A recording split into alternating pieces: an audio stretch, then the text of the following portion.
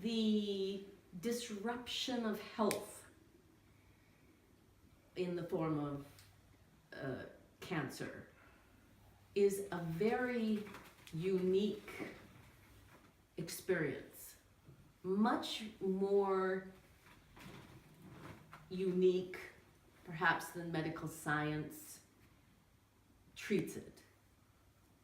So that at this point, it's difficult to say how much of chemotherapy and radiation are productive or destructive. Mm-hmm. They help some, they don't help some. And the same is true if you were to go with a natural approach. It's right for some, it doesn't work for others.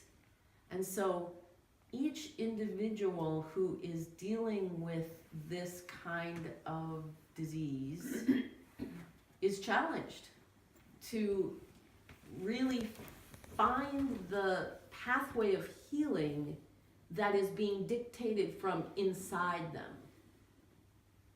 And that challenge is multiplied by fear and pressure from medical establishment, pressure from holistic, who says this might be killing you, and the Western medicine saying if you don't do that and just do that, that might be killing you.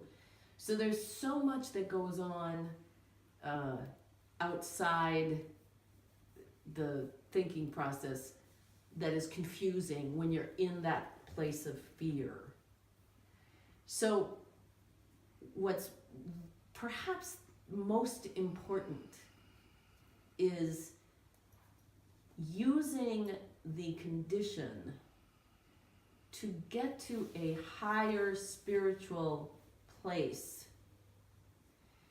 meaning that you don't wake up in the morning and face your fear of death unless you're sick or you're threatened. So this is not a bad thing, and it's part of what life-threatening diseases do. It challenges the human to create a higher spiritual consciousness in order to balance back into health. And to know that you have an intention and you're going to use that intention, but at some point you let go. At some point you have a full intention of creating health and being guided from within what is that best way. And at the same time, you say, I've created this for the human experience, to learn, to experience everything, and I will bring my courage, my strength, and my intention into that. So a lot of times people who have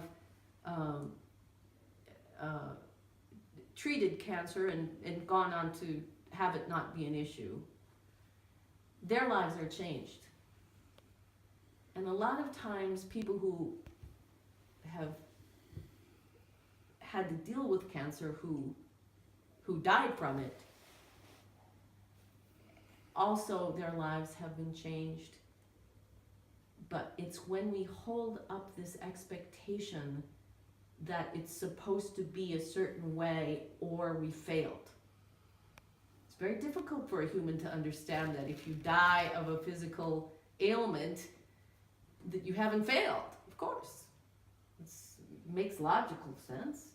But when you look at the big picture of your energy, and much like Einstein thought he failed until he passed and then could see the great purpose of what took place. So we don't feel like cancer is specifically a, as we said, one treatment for all. And that is really true of many of the diseases that humans are dealing with. A lot of it is about your relationship, what you're learning spiritually, what you're learning about love and about self-love, just as much as it is about the physical balance of health.